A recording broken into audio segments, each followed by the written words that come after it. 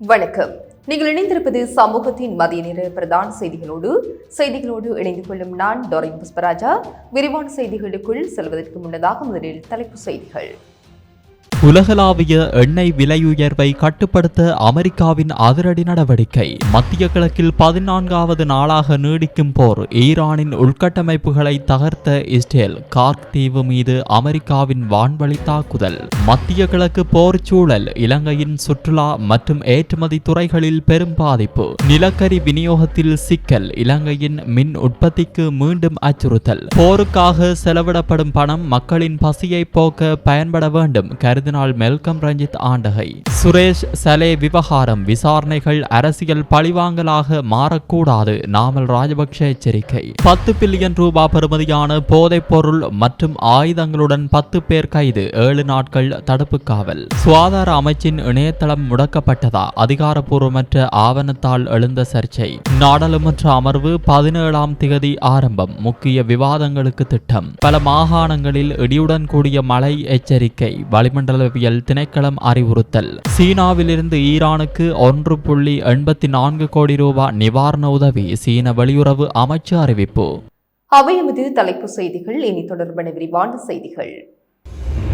மத்திய கிழக்கில் நிலவும் போர் சூழலால் சர்வதேச சந்தையில் எரிபொருள் விலை தொடர்ந்து அதிகரித்து வரும் நிலையில் அமெரிக்கா தனது மூலோபாய எண்ணெய் கையிருப்பிலிருந்து பெருமளவு மசகு எண்ணெயை சந்தைக்கு விடுவிக்க தீர்மானித்துள்ளது. சர்வதேச வலுசக்தி முகாமையின் ஒருங்கிணைந்த திட்டத்தின் கீழ் உலகம் முழுவதும் சுமார் 400 மில்லியன் கொள்கலன் எண்ணெயை விடுவிக்க திட்டமிடப்பட்டுள்ளது. இதில் ஒரு முக்கிய பங்காளியாக 172 மில்லியன் கொள்கலன் மசகு எண்ணெயை சந்தைக்கு விடுவிக்குமாறு ஜனாதிபதி டொனால்ட் ட்ரம்ப் தலைமையிலான நிர்வாகம் அதிகாரப்பூர்வமாக உத்தரவிட்டுள்ளது. இதன் முதற்கட்ட விநியோகம் அடுத்த வாரம் முதல் சந்தைக்கு வரும் என அமெரிக்க வலுசக்தி அமைச்சு தெரிவித்துள்ளது. அடுத்த 4 மாத காலப்பகுதியில் இந்த எண்ணெய் கையிருப்பு படிப்படியாக சந்தையில் விநியோகிக்கப்பட உள்ளது. ஈரான் மீதான போர் பதற்றத்தினால் உலகளாவிய ரீதியில் எண்ணெய் விநியோகத்தில் தட்டுப்பாடு ஏற்பட்டுள்ளது. இந்த நிலையில் அமெரிக்காவின் இந்த அதிரடி நடவடிக்கை சர்வதேச சந்தையில் எரிபொருள் விலை உயர்வை ஓரளவுக்கு கட்டுப்படுத்தும் என பொருளாதார நிபுணர்கள் எதிர்பார்க்கின்றனர். இவ்வாறான பாரிய எண்ணெய் விடுவிப்பு நடவடிக்கை இதற்கு முன்பும் மேற்கொள்ளப்பட்டுள்ளது. குறிப்பாக 2022ஆம் ஆண்டில் உக்ரைன் மீதான ரஷ்ய படையெடுப்பை தொடர்ந்து உலக சந்தையில் எரிபொருள் விலை அதிகரித்த போது அப்போதைய ஜனாதிபதி ஜோ பைடனினால் இத்தகைய நடவடிக்கை முன்னெடுக்கப்பட்டிருந்தது குறிப்பிடத்தக்கது. சர்வதேச வலுசக்தி சந்தையில் நிலவும் இந்த நெருக்கடியை சமாளிக்க அமெரிக்கா எடுத்துள்ள இந்த முடிவு முக்கியத்துவம் வாய்ந்ததாக கருதப்படுகிறது. சூப்பர் ஸ்டோரின் கல்யாணி அன்னபூரணி பிராண்டில் அன்றாட வாழ்க்கையின் அனைத்து பொருட்களையும் ஒரே இடத்தில் பெற்றுக்கொள்ள மத்திய கிழக்கு நிலவும் போர் சூழல் காரணமாக நாட்டிற்கு வருகை தரவிருந்த 768 விமான பயணங்கள் இதுவரை ரத்து செய்யப்பட்டுள்ளதாக சுற்றுலாத்துறை பிரதி அமைச்சர் ருவன் ரணசிங்க தெரிவித்துள்ளார். இதன் காரணமாக சுற்றுலா பயணிகளின் வருகையில் சுமார் 30% வீழ்ச்சி காணப்படுவதாக அவர் சுட்டிக்காட்டியுள்ளார். சுற்றுலாத்துறையை ஊக்குவிப்பதற்காக மத்தள விமான நிலையத்தை அபிவிருத்தி செய்ய திட்டங்கள் வகுக்கப்பட்டுள்ளதாகவும் பிரதி அமைச்சர் குறிப்பிட்டுள்ளார். இதேவேளை மத்திய கிழக்கு பிராந்தியத்தில் ஏற்பட்டுள்ள போர் நிலைமையினால் நாட்டின் ஏற்றுமதி துறையிலும் பாதிப்பு ஏற்பட்டுள்ளதாக ஏற்றுமதி அபிவிருத்தி சபை தெரிவித்துள்ளது. மொத்த ஏற்றுமதியில் சுமார் 8% மத்திய கிழக்கு பிராந்தியம் பிரதிநிதித்துவப்படுத்துவதாக அதன் தலைவர் மங்கள விஜயசிங்க தெரிவித்துள்ளார். இந்த நெருக்கடி மேலும் தீவிரமடைந்தால் ஈரானுக்கு ஏற்றுமதி செய்யப்படும் 35% தேயிலையை வேறு நாடுகளுக்கு திசை திருப்புவது குறித்து ஆலோசிக்கப்பட்டு வருவதாகவும் அவர் குறிப்பிட்டுள்ளார். மத்திய கிழக்கு பிராந்தியத்தில் அமெரிக்கா, இஸ்ரேல் மற்றும் ஈரான் ஆகிய நாடுகளுக்கு இடையிலான மோதல் 14வது நாளை எட்டியுள்ள நிலையில் இருதரப்பும் மிக தீவிரமான தாக்குதலை நடத்தி வருகின்றன. இந்த போர் சூழல் பற்றி தற்போதைய கள நிலவரத்தை பார்க்கலாம். இஸ்ரேலிய விமானப்படை கடந்த 24 மணி நேரத்தில் ஈரானின் மத்திய மற்றும் மேற்கு பகுதிகளில் உள்ள 200க்கும் மேற்பட்ட உள்கட்டமைப்புகளை இலக்கு வைத்து தாக்குதல் நடத்தியுள்ளது. பாலிஸ்டிக் ஏவுகணை தளங்கள், வான் பாதுகாப்பு அமைப்புகள், ஆயுத உற்பத்தி நிலையங்கள் மற்றும் தெஹ்ரான், ஷிராஷ், அக்வாஸ் ஆகிய இடங்களில் உள்ள இராணுவ தலைமையகங்கள் தாக்கப்பட்டன. லெபனானின் பெய்ரூட் மற்றும் பெக்கா பகுதிகளில் உள்ள ஹிஸ்புல்லா அமைப்பின் 10 ஆயுத கிடங்குகளை குறிவைத்து இஸ்ரேலிய விமானங்கள் தொடர் தாக்குதல்கள் தாக்குதல்களை முன்னெடுத்தன. இதேவேளை ஈரான் ஆதரவு படைகள் என சந்தேகிக்கப்படும் தரப்பினர் சவுதி வான்பரப்பிற்குள் 56 ஆளில்லா விமானங்களை அனுப்பியுள்ளனர். இதில் ஒன்று ரியாத்தில் உள்ள அதீத பாதுகாப்புடைய தூதரக பகுதியை தாக்க முயன்றுள்ளது. முன்னதாக 53 ஆளில்லா விமானங்கள் மற்றும் 5 பாலிஸ்டிக் ஏவுகணைகள் சவுதி பாதுகாப்பு அமைச்சகத்தால் இடைமறித்து அளிக்கப்பட்டதாக அறிவிக்கப்பட்டுள்ளது. அமெரிக்க ஜனாதிபதி டொனால்ட் ட்ரம்ப் ஈரானின் 90% கச்சா எண்ணெய் ஏற்றுமதியை கையாளும் கார்க்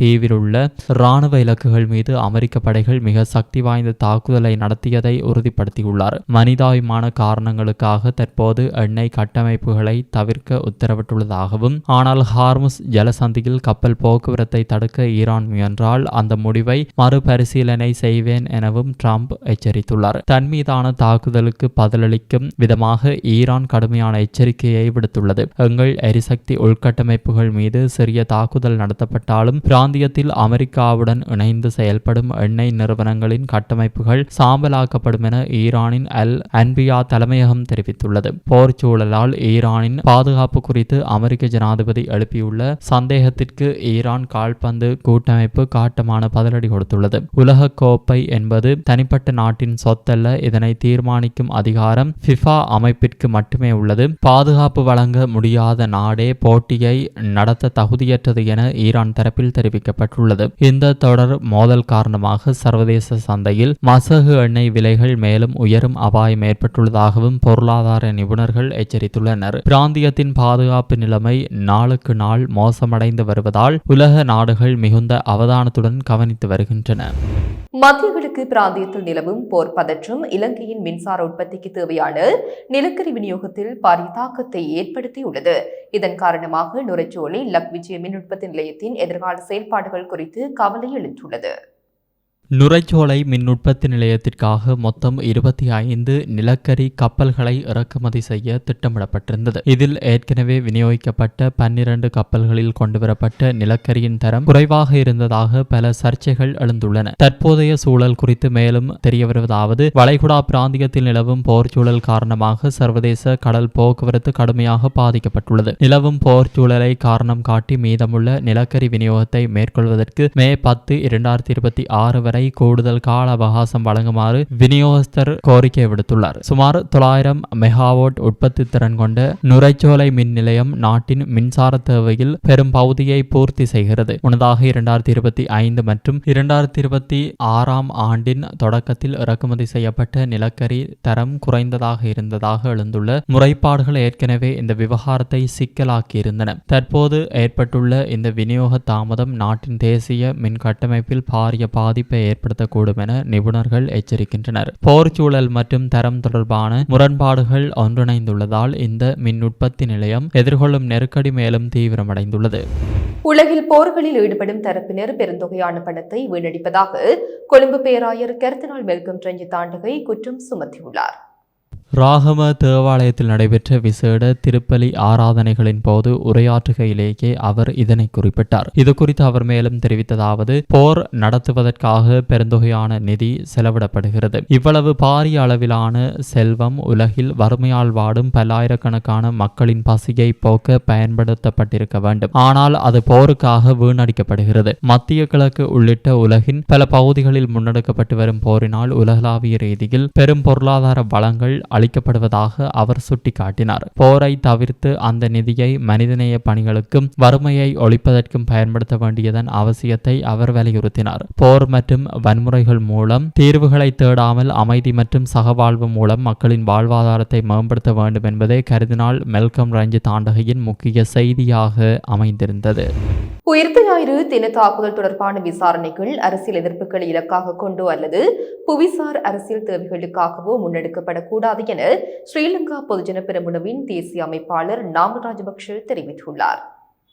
ஊடகங்களுக்கு கருத்து தெரிவித்த அவர் தற்போதைய விசாரணைகளின் நம்பகத்தன்மை குறித்து பாரிய கேள்விகள் எழுந்துள்ளதாகவும் குறிப்பிட்டார். சுரேஷ் சலேவை இந்த தாக்குதலுடன் தொடர்படுத்தி திட்டமிட்ட அரசியல் உள்நோக்கங்களுடன் போலியான கதைகள் கட்டவிழ்த்து விடப்பட்டுள்ளன. தாக்குதல் நடந்தபோது எமது கடமைகளை சரிவர செய்ய தவறியவர்கள் குறித்து எவ்வித விசாரணைகளும் இல்லை என அவர் சாடினார். நியாயமான வெளிப்படையான விசாரணைக்கு தாம் எப்போதும் ஆதரவளிப்பதாகவும், ஆனால் பாதிக்கப்பட்டவர்களுக்கு நீதி வழங்கும் வாக்குறுதியை தற்போதைய அரசாங்கம் நிறைவேற்றுமா என்ற சந்தேகம் எழுவதாகவும் நாவல் ராஜபக்ஷ தெரிவித்தார். இதற்கிடையில் குற்றவியல் விசாரணை பிரிவில் தடுத்து வைக்கப்பட்டுள்ள அரச புலனாய்வு பிரிவின் முன்னாள் பணிப்பாளர் சுரேஷ் சலேவை சந்தித்த பின்னர் முன்னாள் அமைச்சர் உதய கம்மன்பில அதிர்ச்சிகரமான தகவல்களை வெளியிட்டார். தமிழீழ விடுதலை புலிகள் என்னை பிடித்திருந்தால் கூட இவ்வாறான இழிவான செயல்களை செய்திருக்க மாட்டார்கள். அவர்கள் எனக்கு கௌரவம் அளித்திருப்பார்கள் என சுரேஷ் சலே தன்னிடம் கவலையுடன் கூறியதாக கம்மன்வில தெரிவித்தார். சுரேஷ் சலேவை மலசல கூடத்திற்கு அருகிலுள்ள தண்டனை அறையில் அடைத்து வைத்துள்ளதாகவும் அங்கு யாருடனும் பேசவோ அல்லது புத்தகங்கள் வாசிக்கவோ அனுமதி மறுக்கப்பட்டுள்ளதாகவும் அவர் குறிப்பிட்டார். கடும் நெருக்கடிகளுக்கு உள்ளாக்கப்பட்டுள்ள சுரேஷ் சலே மனதளவில் பெரிதும் பாதிக்கப்பட்டுள்ளதாக தெரிகிறது. எனவே நீதவான் அவரை சந்திக்க வரும்போது மனநல வைத்தியரின் சிகிச்சை அவசியம் என தெரிவிக்குமாறு அவரிடம் கூறியதாக கம்மன்பில மேலும் தெரிவித்தார். சுரேஷ் சலேவின் குடும்பத்தினர் மற்றும் சட்டத்தரணிகளின் கோரிக்கையை ஏற்று தான் அவரை சந்தித்ததாகவும் ஒரு முன்னாள் படைத்துறை பின்னணி கொண்ட அதிகாரியை இவ்வாறாக நடத்துவது ஏற்றுக்கொள்ள முடியாதது எனவும் கம்மன்பில தனது அதிருப்தியை வெளிப்படுத்தியுள்ளார். தென்கடற்பரப்பில் ஆழ்கடலில் போதைப்பொருள் மற்றும் ஆயுதங்களை கடத்தி வந்த 2 மீன்பிடி படகுகளையும் அவற்றில் பயணித்து 10 சந்தேக நபர்களையும் கடற்படையினர் கைது செய்துள்ளனர். இவர்கள் புதுக்கடை நீதவான் நீதிமன்றத்தில் முன்னிலைப்படுத்தப்பட்டதை அடுத்து 7 நாட்கள் தடுப்பு காவலில் வைத்து விசாரணை செய்ய நீதிமன்றம் உத்தரவிட்டுள்ளது. கடந்த 12ஆம் தேதி கடற்படையினர் ஆழ்கடலில் சந்தேகத்திற்கிடமான 2 மீன்பிடி படகுகளை சோதனையிட்டனர். தலா 5 சந்தேக நபர்கள் வீதம் 2 படகுகளில் பயணித்த மொத்தம் 10 பேர் கைது செய்யப்பட்டு திக்கோவிட்ட மீன்பிடி துறைமுகத்திற்கு அழைத்து வரப்பட்டனர். சந்தேக நபர்களிடமிருந்து 176 கிலோ 568 கிராம் ஹெரோயின் மற்றும் 478 கிலோ 326 கிராம் ஐஸ் போதைப்பொருள், 8 பிஸ்டல்கள், 15 மெகசின்கள், 2 T56 ரக துப்பாக்கிகள், ஒரு M16 ரக துப்பாக்கி மற்றும் 4 மெகசின்கள் மீட்கப்பட்டன. கைது செய்யப்பட்டவர்கள் 22 முதல் 46 வயதிற்கு இடைப்பட்டவர்கள் என போலீஸ் போதைப்பொருள் ஒழிப்பு பிரிவினர் தெரிவித்துள்ளனர். இவர்கள் இரனவில, மகவெவ, மெல்சிரிபுர, வெண்ணப்புவ, நீர்கொழும்பு, நாக்குலுகம, தங்காலை, நெட்டோல்பெட்டிய மற்றும் கந்தர ஆகிய பகுதிகளை சேர்ந்தவர்கள். இந்த சம்பவம் தொடர்பான மேலதிக விசாரணைகளை போலீஸ் போதைப்பொருள் ஒழிப்பு பிரிவினர் தொடர்ந்து முன்னெடுத்து வருகின்றனர்.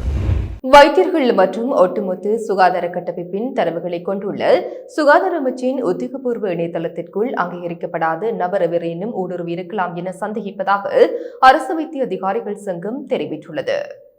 தற்போது சுகாதார அமைச்சின் இணையதளத்தில் விசேட வைத்தியர்களுக்குரிய சேவை ஜாப்பு ஒன்றினை நிறுவ தொடர்பிலான கடிதம் ஒன்று பதிவேற்றப்பட்டுள்ளதாக அந்த சங்கம் குறிப்பிட்டுள்ளது. பார்வைக்கு அரசு நிறுவனம் ஒன்றினால் வெளியிடப்பட்டு உத்தியோகபூர்வ ஆவணம் போன்று இது தென்படவில்லை எனவும் தலைப்பு, திகதி, அனுப்பப்பட்ட தரப்பு அல்லது தரப்புகள் மற்றும் ஒருங்கிணைப்பு அதிகாரி ஆகிய எந்தவொரு அடிப்படை தகவல்களுமின்றி தயாரிக்கப்பட்டு ஒரு முறைசார ஆவணமாக இது காணப்படுவதாக அரசு வைத்திய அதிகாரிகள் சங்கம் அவதானித்துள்ளது. இதன் காரணமாக சுகாதார அமைச்சின் இணையதளத்தில் உள்ள இந்த கடிதத்தின் சட்டபூர்வ தன்மை மற்றும் உத்தியோகபூர்வ தன்மை குறித்து நிச்சயமற்ற நிலை ஏற்பட்டுள்ளதாக அந்த சங்கம் சுட்டிக்காட்டியுள்ளது. இது தொடர்பாக தெளிவுபடுத்துவதற்காக குறித்த ஆவணத்தில் அழைப்பாளர்களாக குறிப்பிடப்பட்டுள்ள சுகாதார அமைச்சின் பிரதி பணிப்பாளர் நாயகத்துடன் தொடர்பு கொள்ள பலமுறை முயற்சித்த போதிலும் அவரை தொடர்பு கொள்ள முடியவில்லை என்றும் சங்கம் தெரிவித்துள்ளது. அரசு வைத்திய அதிகாரிகள் சங்கம் வெளியிட்டுள்ள அறிக்கையில் மேலும் குறிப்பிட்டுள்ளதாவது, இதற்கு முன்னரும் சுகாதார அமைச்சின் தரவு கட்டமைப்புக்குள் அங்கீகரிக்கப்படாத ஊடுருவல்கள் ஏற்பட்டுள்ளதால் ஏற்பட்ட பல சிக்கல்கள் குறித்து நாங்கள் அறிவோம். எனவே இவ்வாறு பொறுப்பற்ற முறையிலும் முறைசாரா விதத்திலும் ஆவணங்கள் பதிவேற்றப்படுவது அரசாங்கத்தையும் சுகாதார அமைச்சையும் அசௌகரியத்திற்கு உள்ளாக்குவதற்காக மேற்கொள்ளப்பட்ட முயற்சியாக இருக்கக்கூடும் என்பதால் இதுகுறித்து சுகாதார அமைச்சு விசாரணை நடத்த வேண்டும். இது தொடர்பில் அரசு வைத்திய அதிகாரிகள் சங்கம் சுகாதார அமைச்சின் செயலாளருக்கு எழுத்து மூலம் அறிவித்துள்ளது என அதில் குறிப்பிடப்பட்டுள்ளது. மார்ச் மாதத்திற்கான 2வது வார நாடாளுமன்ற அமர்வுகள் எதிர்வரும் 17ஆம் தேதி முதல் 20ஆம் தேதி வரை நடைபெறவுள்ளன என்று நாடாளுமன்ற செயலகம் அறிவித்துள்ளது.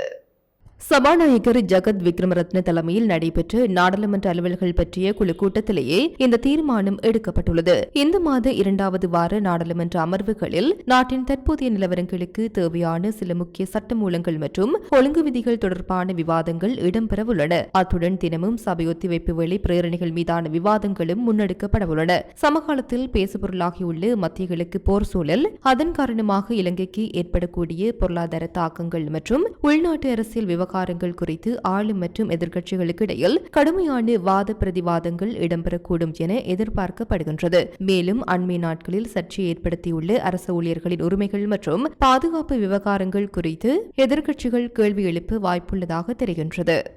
யாழ்ப்பாணத்தில் அதிஉயர்ந்த மற்றும் நவீன வசதிகளுடனான டில்கோ ப்ளூ ஓஷன் நிறுவனத்தின் மூலம் வழங்கும் யாழ் ராயல் பேலஸ்.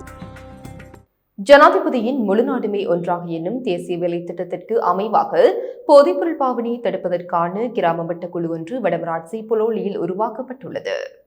பருத்தித்துறை பிரதேச சபையின் புலோலி வட்டார உறுப்பினர் புலோலியூர் ரமணன் தலைமையில் இந்த நிகழ்வு நடைபெற்றது. புலோலி வட்டாரத்தின் பொது அமைப்புகளின் பிரதிநிதிகள், சமூக ஆர்வலர்கள் மற்றும் கிராம மக்கள் என பலரும் இதில் கலந்து கொண்டனர். நிகழ்வில் கலந்து கொண்ட அதிகாரிகள் மற்றும் போதைப்பொருள் தடுப்பு உத்தியோகத்தர்கள் போதைப் பொருட்களால் சமூகத்திற்கு ஏற்படும் பாதிப்புகள் குறித்து விளக்கம் அளித்தனர். குறிப்பாக கிராம மட்டத்திலான போதை ஒழிப்பு குழுவின் செயற்பாடுகள் மற்றும் பொறுப்புகள் குறித்து விரிவாக எடுத்துரைக்கப்பட்டது. இந்த நிகழ்வின் முடிவில் போதைப்பொருள் தடுப்பு நடவடிக்கைகளை தொடர்ச்சியாக முன்னெடுப்பதற்காக அப்பகுதி மக்களை உள்ளடக்கிய விசேட குழு ஒன்று நியமிக்கப்பட்டது. இதன் முன்னெடுப்பு சமூகத்தில் போதைப்பொருள் அச்சுறுத்தலை கட்டுப்படுத்துவதில் முக்கிய பங்காற்றும் என எதிர்பார்க்கப்படுகின்றது.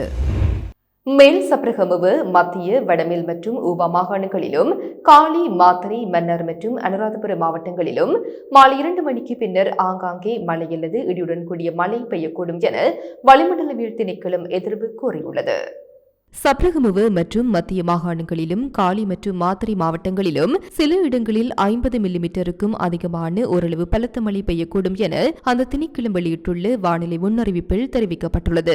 நாட்டின் இனிய பகுதிகளில் பிரதானமாக மழையற்ற வானிலை நிலவும். மத்திய, சப்ரகமுவ மற்றும் ஊவா மாகாணங்களிலும் காலி மற்றும் மாத்தறை மாவட்டங்களிலும் சில இடங்களில் அதிகாலை வேளையில் பனிமூட்டமான நிலை காணப்படலாம். இடியுடன் கூடிய மழையின் போது தற்காலிகமாக ஏற்படக்கூடிய பலத்த காற்று மற்றும் மின்னல் தாக்கங்களினால் ஏற்படும் பாதிப்புகளை குறைத்துக் கொள்ள தேவையான நடவடிக்கைகளை எடுக்குமாறு வளிமண்டலவியல் திணைக்களம் பொதுமக்களை அறிவுறுத்தியுள்ளது.